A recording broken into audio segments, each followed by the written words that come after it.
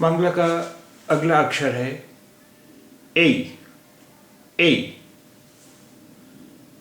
ए। ये हिंदी के ए जैसा होता है। ए। ए। इस अक्षर का नाम है ए, और इसे लिखेंगे तो इस तरह का दिखेगा ए। ए। ए।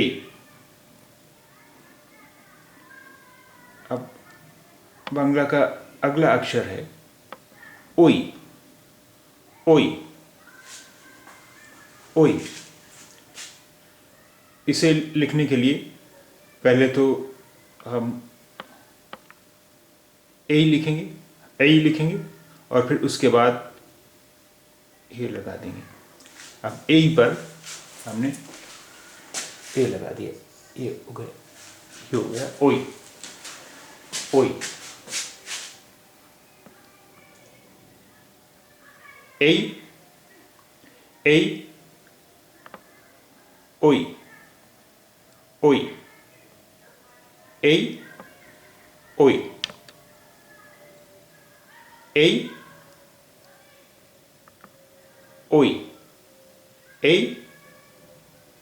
ओई।